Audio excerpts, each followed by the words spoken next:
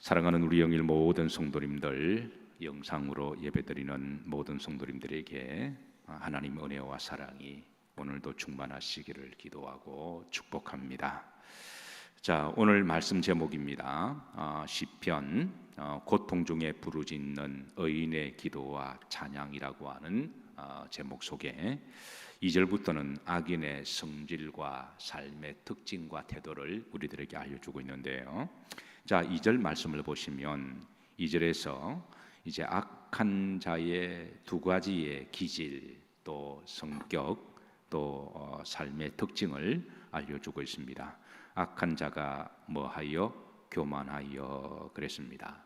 악한 자는 교만한 자입니다. 영적으로 교만하고 또 살아가는 삶의 태도가 교만합니다. 그러나 하나님의 영은 겸손합니다.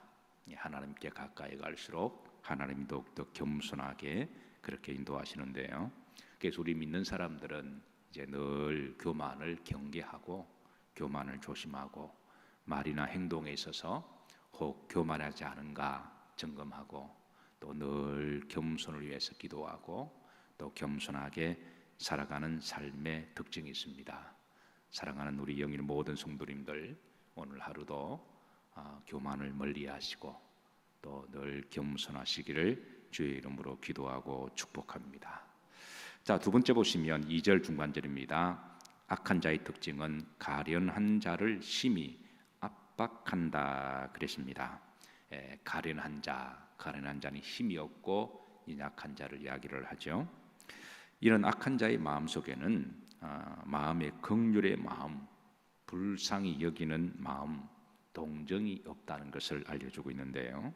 사람은 기본적으로 나보다 약한 사람이나 또 연약한 사람이나 가련한 사람이나 불쌍한 사람을 보면 사람을 동정하게 되고 불쌍히 여기고 긍휼히 여기는 마음을 가집니다. 이게 일반적인 사람의 특징인데요.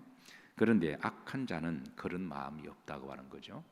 가련한 자, 나보다 힘이 없고 약한 자를 불쌍히 여기고 긍휼히 여기는 것이 아니라 오히려 더 압제하려고 그러고 오히려 더 무시하고 오히려 즐기고 업신여기는 그런 삶의 태도를 가지고 있다는 것입니다. 그러나 의인은 약한 자, 힘들고 어려운 이들을 보면 마치 자기가 마음이 아픈 것처럼 아파하고 그리고 긍휼히 여기고 그리고 어떻게 하면 말이라도 한마디라도 도와주고 그렇게 하려고 하는 것이 바로 의인의 삶의 태도죠. 사랑하는 성도 여러분, 혹이라도 오늘 주변에 가련한 사람들이나 연약하고 또 병든 분들이나 또 아파하는 분들이 계시면 기도해 주시고 그들에게 말이라도 한마디 따뜻하게 해주시기를 주의 이름으로 축복합니다. 그게 오늘을 살아가는 우리 성도들의 사명이기도 합니다. 우리가 사명은 꼭 내가 해야 될 일들만 내가 저 앞에서만 있는 것이 아니라 우리가 나그네 정을 걸어가다가도 힘들고 지친 이들을 보면 지나가는 소자에게 주의 이름으로 물 한 컵을 따뜻하게 대접했던 아브라함이 나중에 보니까 이제 그 사람들이 천사였잖아요. 하나님이 그런 일상의 마음의 태도, 힘들고 어려운 사람들 보면 어떻게 하든 내가 좀 도와주려고 하는 그 도움이 남들이 볼 때는 큰 도움이 아니더라도 그러나 그 마음을 하나님이 보신다는 거죠. 그래서 그 물 한 컵이라도 대접하려고 하는 그런 마음의 태도를 하나님이 기쁘시게 받으시는 거죠. 그래서 오늘 하루도 우리가 일상의 삶을 살아가면서 나보다 힘든 사람, 이 가련한 사람의 기준은 나보다 좀 더 힘들게 살아가는 사람 그렇게 보시면 됩니다. 뭐 집이 있고 은행 잔고가 얼마 있고 어떤 그런 현실적인 어떤 기준이 아니라 가련한 사람은 나보다 좀 더 힘들게 살아가는 사람이다. 그렇게 기준을 두면 이제 우리가 밥을 한 끼 먹더라도 내가 먼저 식사 대접을 할 수 있는 것이고 내가 좀 더 대접을 할 수 있는 게 그런 마음이 중요한 거죠. 그래서 하나님이 그 마음을 보시고 아브라함을 축복하신 겁니다. 그래서 의인의 마음은 늘 가련한 자를 보면 압박하고 무시하고 그러는 것이 아니라 어떻게 하면 좀 도와주려고 하는 그런 마음이 바로 의인의 삶이죠. 자, 2절 주름들에 보시면 이 악한 자의 종말을 이제 비춰주는데요. 그들은 자기가 베푼 꾀에 빠지게 하소서라고 기도합니다. 이런 악한 자의 종말을 우리에게 알려주고 있는데요. 결국 악한 자의 종말은, 심판은 자기 꾀에 자기가 빠지는 그런 심판을 받게 되는 거죠. 하나님의 심판의 방법 중에 하나가, 하나님 심판하시는 여러 방법들이 있습니다. 그 중에 하나가 하나님이 직접 이제 팔을 걷으셔서 심판하시는 방법도 있으시지만, 어떤 경우는 악인들이 자기 꾀에 자기가 놓은 덫이나 올무에 자기가 스스로 빠져서, 그래서 하나님이 심판하는 그런 방법이 있습니다. 고사성어에 자성자박이라는 말이 있습니다. 이 말은 자기 꾀에 자기가 빠진다라고 하는 그런 말이죠. 이솝 우화 중에 늑대 소년이 있습니다. 평소에 늑대가 온다라고 거짓말을 한 거죠. 그 말에 사람들이 자기 말에 귀를 기울이고, 그리고 깜짝 놀라면서 허둥지둥하는 모습이 재미가 있었던 거죠. 사람들이 자기 말을 잘 들어주는 것도, 관심을 받는 것도 심리적으로 재미있는 일이었고, 그리고 막 허둥지둥하는 모습을 보면서 그걸 즐긴 겁니다. 그래서 심심할 때마다, 또 남에게 관심을 받고 싶을 때마다 이제 늑대가 온다 그렇게 장난을 쳤는데, 그런데 진짜 늑대가 나타났죠. 여러분들을 잘 알다시피 그 소리도 거짓말인 줄 알고 사람들이 도와주지 않았습니다. 결국은 그 소녀는 자기가 한 거짓말 때문에 그 늑대에게 잔혹하게 당하는 그런 결과가 바로 자기 꾀에 자기가 빠지는 그런 이제 우화라고 말할 수가 있습니다. 성경에 보면 대표적으로 자기 꾀에 빠진 한 사람을 소개하는데, 바로 사울 왕이 그랬습니다. 사울 왕은 힘과 권력에 있어서 자기가 마음 먹기만 하면 뭐든지 다 동원할 수 있는 사람이죠. 권력이 있어서. 그래서 꾀를 만들어서 다윗을 그 함정에 집어넣으려고 여러 꾀를 냈습니다. 그런데 나중에 하나님은 결국은 그 함정에 빠져서 비참한 제호를 맞이한 것은 바로 사울 왕이었습니다. 그래서 악인들이 때로는 기성을 부리고 악한 짓을 할 때, 때로는 여기를 지켜보는 우리 의인들은 때로는 답답하기도 하고, 또 그 악인들에게 직접 내가 악한 짓을 당하면 고통스럽기도 하고 힘들기는 하지만, 그렇다고 우리 믿는 사람들이 동일한 방법으로 말하거나 행동할 수는 없지 않겠습니까? 만약 그렇게 하면 자기도 모르게 악한 자의 성질을 닮아가는 거기 때문에, 그럴수록 기도하고, 하나님은 때가 되시면 악한 자가 자기 꾀에 빠지도록 하나님이 뭐 하신다? 심판하신다. 그거를 믿고 살아가는 것이 믿음이고, 또 우리 성도의 삶의 태도인 줄로 믿으시기를 바랍니다. 자, 세 번째 악인의 성질과 특징은 3절에 또 알려주시는데요. 악인은 그 마음에 무엇을? 욕심을 자랑하며 그랬습니다. 마음의 욕심이라고 하는 것은 마음속에 항상 자랑하고 싶은 욕심이 있다는 거죠. 마음속에 항상 자랑하고 싶은 욕심, 그러니까 자랑도 욕심이라고 말하는데요. 우리 믿는 사람은 먹든지 마시든지 무엇하든지 하나님의 영광을 위하여, 우리 믿는 사람들의 마음속에는 항상 자기의 욕심이 아니라 하나님을 드러내고 하나님을 전하고 싶은 복음의 열정과 복음의 믿음이 있는 거죠. 그래서 악인들은 자기를 자랑하고자 하는 욕심이 있다면, 우리 믿는 사람들은 하나님을 자랑하고자 하는 믿음이 있는 거죠. 그래서 이게 바로 이제 삶의 태도가, 살아가는 방식이 다릅니다. 세상 사람들은 자기 잘난 맛에 살아갑니다. 그런데 우리 믿는 사람들은 나의 자존심보다도 주존심을 먼저 생각하고, 나의 자랑과 어떤 세상적인 것보다도 주님을 자랑하고자 하는 그런 마음을 하나님이 보시고, 하나님이 우리를 높이시고, 또 성도를 축복하시고 존귀하게 하시는 거죠. 오늘도 주님을 자랑하시고, 또 우리가 주님을 자랑하면 주님은 그 성도를 높이시고 존귀하게 하십니다.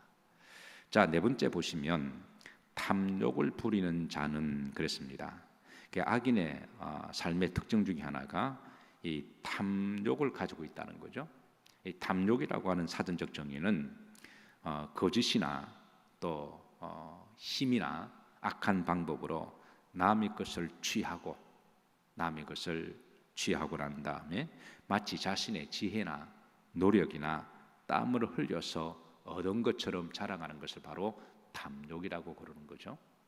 역사 속에 이런 탐욕을 부린 사람들이 굉장히 많습니다. 성경의 대표적인 사람이 바로 아합의 나봇의 포도원 사건인데요. 열왕기상 21장이 보면 북이스라엘에 아합이라고 하는 악한 왕이 있었습니다. 그러니까 아합도 악했지만 그의 아내 이세벨은 더 악한 왕이었는데, 그런데 이미 왕이라고 하는 그런 많은 땅과 재산과 집이 있었지만 그 왕궁 앞에 이제 넓은 나봇의 포도원이라고 하는 터가 있었습니다.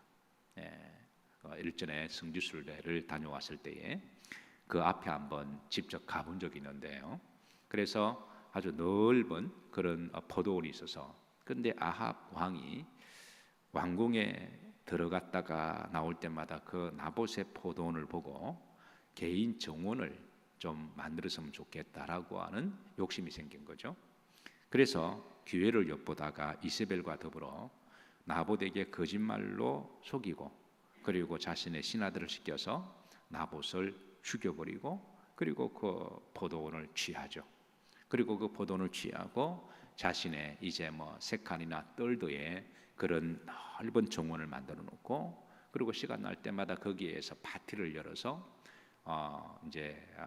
신하들이나 외국의 사신들이 오면 그 넓은 개인 정원을 그렇게 보여주면서 마치 자기가 땀 흘리고 노력하고 가꾼 자기 것인 것인 양 그렇게 자랑을 하면서 거기에서 파티를 그렇게 즐겼습니다. 그러나 하나님은 이 아합과 이세벨의 악한 행위와 자랑과 탐욕을 보시고 나중에 무섭게 아합과 이세벨을 이제 비참하게 심판하심으로 자기가 그동안 자기 거라고 생각했던 모든 것들이 탐욕적인 것들을 물거품이 되게 하시고 아무것도 없게 하시고, 그리고 비참한 종말로 하나님이 심판하신 사건이 바로 이 아합의 나봇의 포도원의 사건이라고 말할 수가 있습니다. 자, 자성자박과 비슷한 용어 중에 자업자득이라는 말이 있는데요. 이 자업자득도 이제 뿌린 대로 거둔다라고 하는 것이죠. 그러니까 이것이 이제 악인들이 뿌린 것은 악인들의 그 악한 꾀에 하나님이 이제 스스로 빠지게 하셔서 하나님이 뿌린 대로 거두게 하시지만, 우리 의인들은 믿음을 뿌리는 자들이고 기도를 뿌리는 자들이고 사명을 뿌리는 자들이고 사랑을 뿌리는 자들이고, 그리고 긍휼과 은혜와 복음을 뿌리는 자들입니다.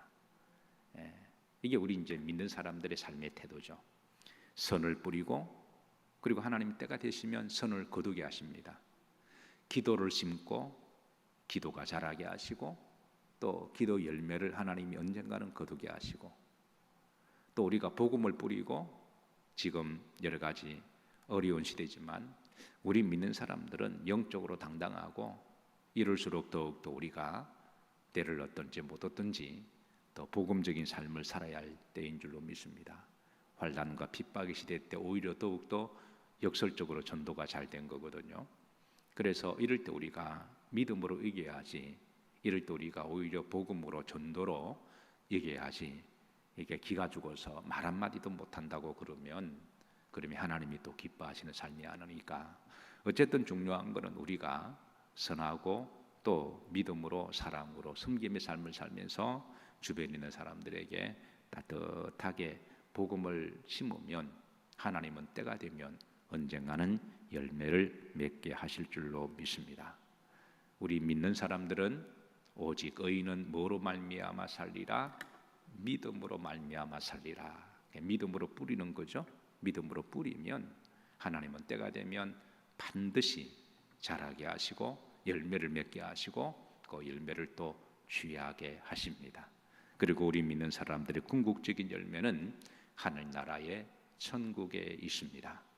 어려운 시기지만 우리가 더욱더 오직 의인은 믿음으로 말미암아 살리라. 로마서 1장 17절에 있는 말씀처럼 복음에는 하나님 의가 나타나서 믿음으로 믿음에 이르게 하나니 기록된 바 오직 의인은 믿음으로 살리라.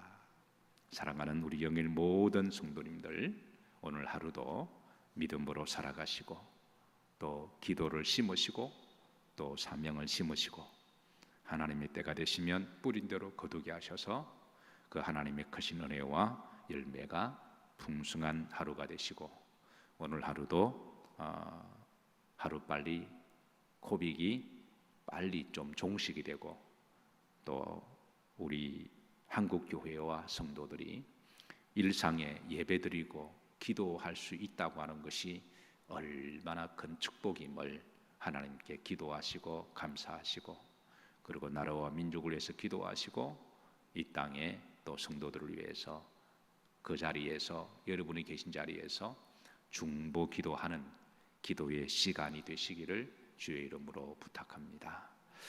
기도합니다. 하나님 아버지, 한날의 첫 시간의 주인은 하나님이십니다. 시간의 주인 되신 하나님께 첫 시간의 제물을 바꾸림하며 올려드렸습니다. 주님의 집에 제단의 불을 지켜주시고 제단의 불을 밝혀주셔서 감사를 드립니다. 이 땅의 교회들마다 제단의 불이 꺼지지 않게 하옵시고 또 성도들의 마음속에는 성령의 불이 꺼지지 않게 하옵소서. 오늘 한날도 의인의 믿음으로 살아갈 수 있는 은혜를 주심을 감사드립니다. 오늘도 주신 사명 따라 살아가게 하옵시고 평안하고 담대하게 하옵시고 또 세상을 이길 수 있는 능력도 더딥혀 주옵시고 사랑하는 종들의 발걸음을 또 직장을 삶의 터전을 지켜주시고 보호해 주옵소서. 예수님 이름 받들어 기도하옵나이다. 아멘.